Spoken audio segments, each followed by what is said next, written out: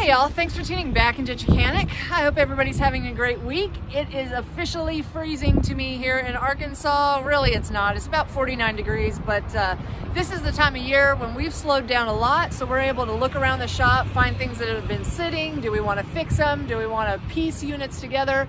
And so I decided to pull out this bad boy. Now, this is a ground tamper, and it's probably 30 plus years old, and it's been sitting for a long time.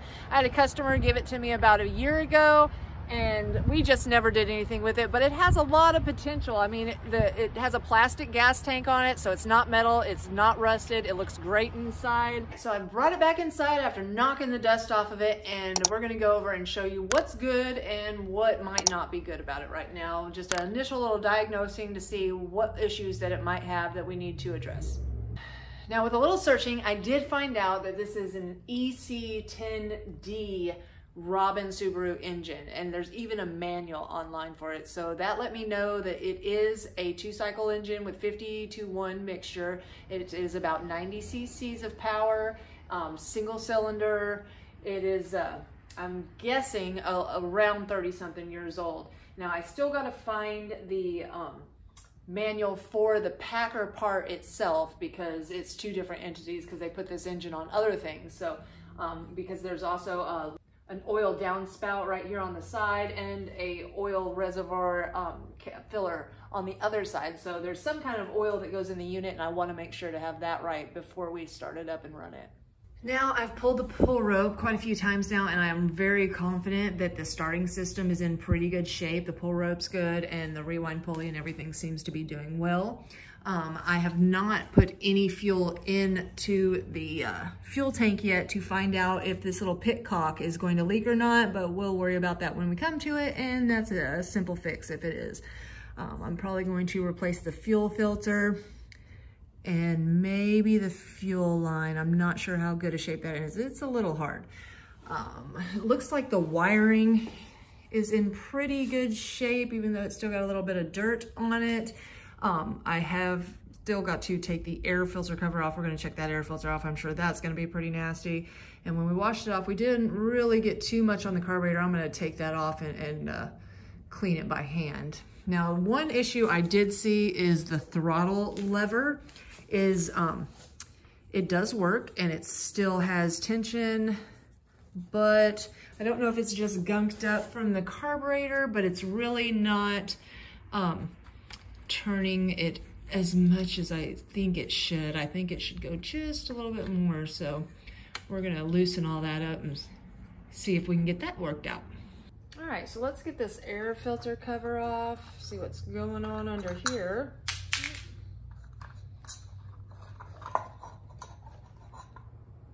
And that's gross. Really deteriorated. I feel like it's just, yeah, it's just gonna turn to dust. It's been sitting for a long time, so yeah, we're going to get an air filter. Actually, underneath, the air filter looks in really good condition. Check that out. It's totally clean. I think I'm just going to clean this out and put another pre-filter on it and go with it. Awesome.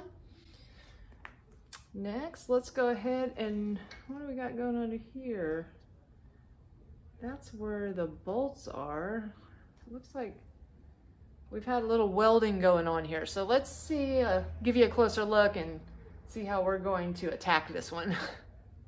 All right, so taking a closer look at the air filter base, this bracket that comes across and has the threads to hold the air filter cover assembly on, looks like somebody spot welded it at one point. It has come loose and broke right here on this edge. It's actually still very sturdy.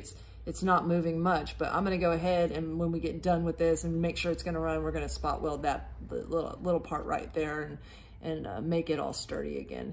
Now, usually I would take the air filter base off, but it's got this bracket is pushed down on top of these bolts that holds the air filter base to the carburetor. There's a third one here that's just a slotted screwdriver head, but I think I'm just gonna go behind. It's got two 10mm bolts that hold the carburetor to the engine block, and they're easy to get to, and I'll show you that. And we're just gonna take the whole carburetor off and leave the air filter base on the carburetor as we clean it. All right, first thing, I'm going to release the fuel line from the carburetor.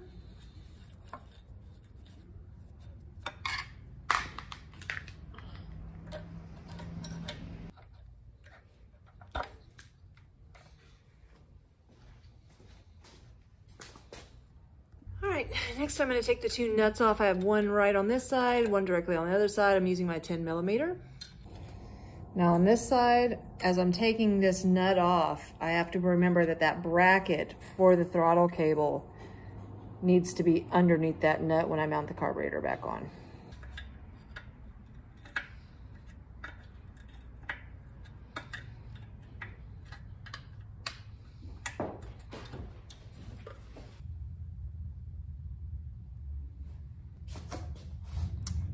Now we can remove the carburetor off of the studs.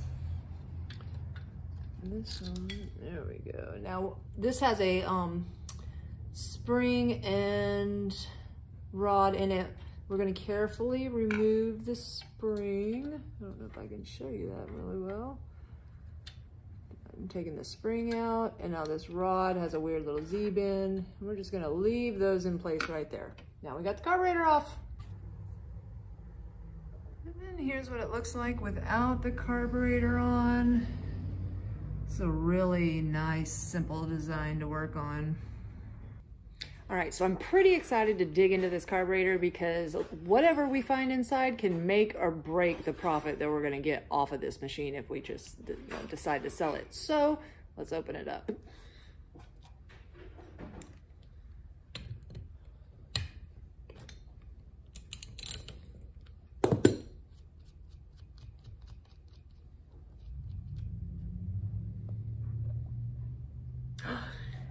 It's so clean. Look at this. Oh, that's gonna clean up so nice.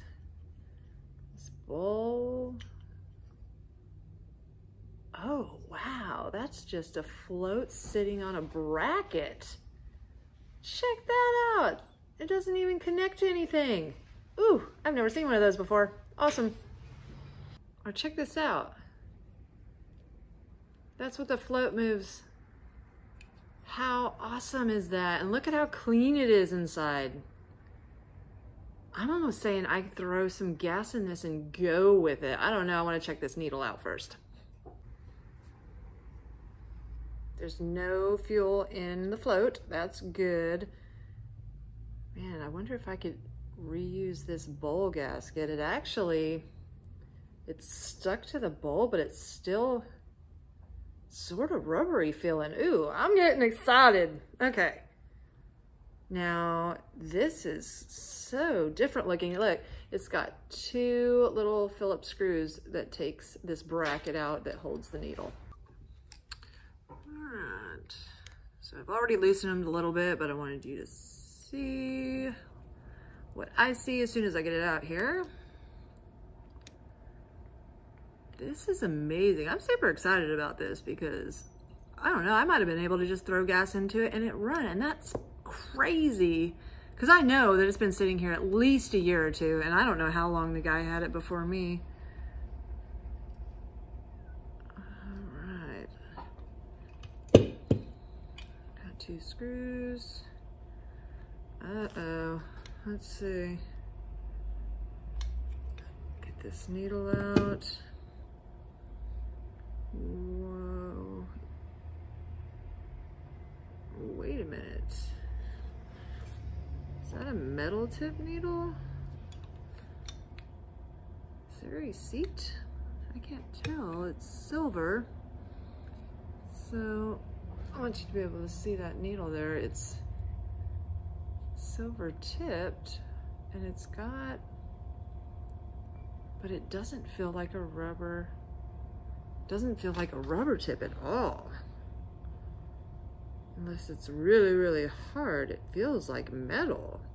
Ooh, I gotta look inside and see if there's a rubber seat. That might not be good. All right, so I'm a little confused because if you can see down in there, that is a brass seat. I'm like 100% confident that is a brass seat.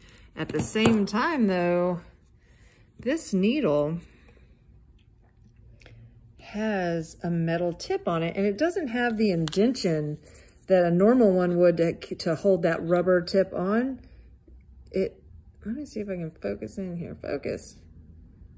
It's just got like a little indention where it was writing in the carburetor. So I'm gonna totally have to look this up and make sure that that's not missing a rubber tip on it. I mean, it can't be metal to metal. I've never seen that. So I'm gonna look this up and see if I need a needle with a rubber tip or not.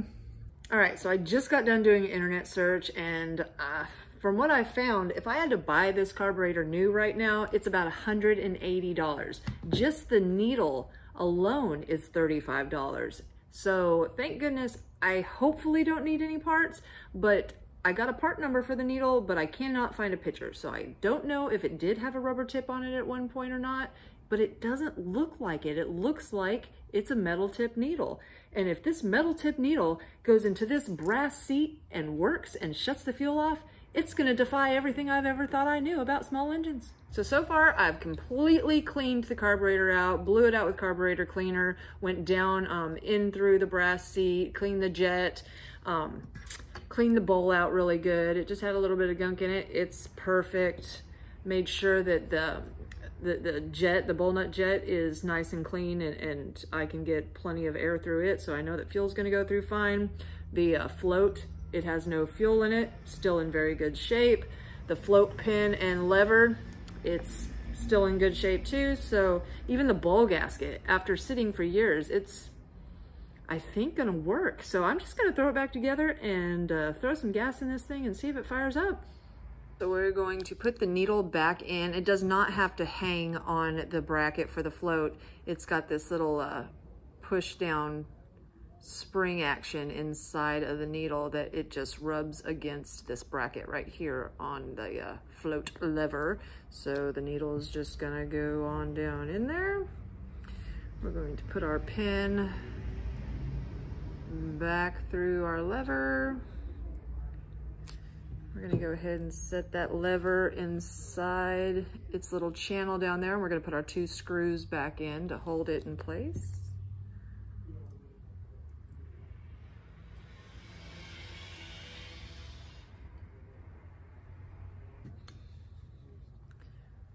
Just like that.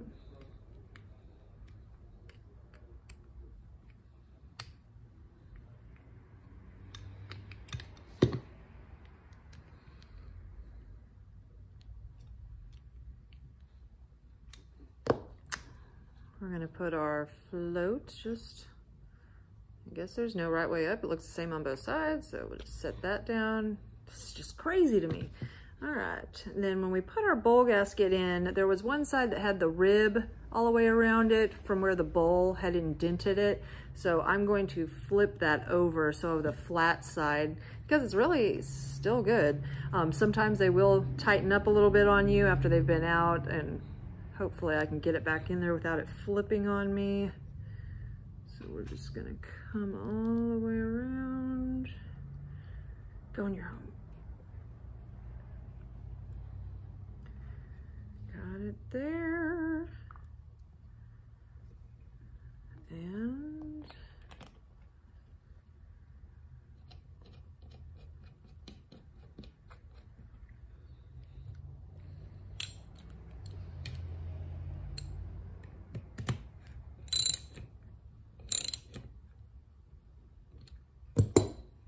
all right, I'm pretty excited. Let's see what it does.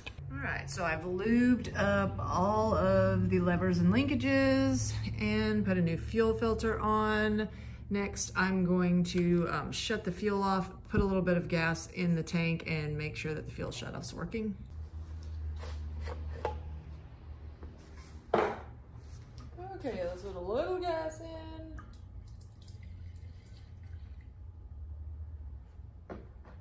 Just a bit. And we want to make sure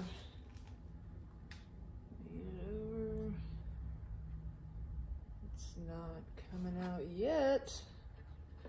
I've got something underneath my fuel line here. I'm just gonna release it and make sure that it flows out of my fuel line. Oop, and it works. And it shut off. My goodness, this thing's getting better and better. So I'm not really sure about this. I'm gonna look into it more, but when I released this lever on the governor chamber, not much of nothing came out. So I went and I checked the dipstick and it had nothing inside.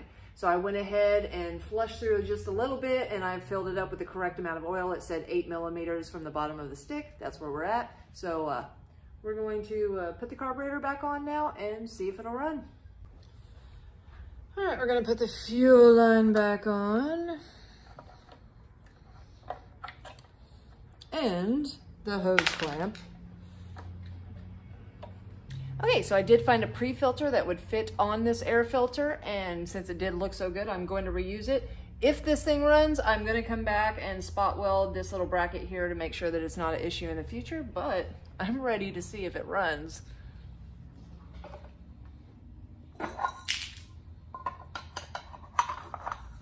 Now, I'm not gonna go pounding with it because I can fix them, but I don't run these things. Here we go.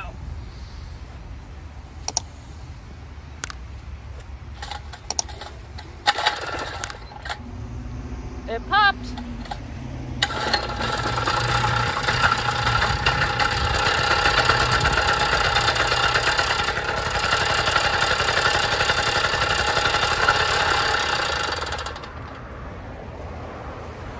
It runs. That is super exciting. So the next step, I'm gonna go ahead and remove that air filter base and go ahead and weld it.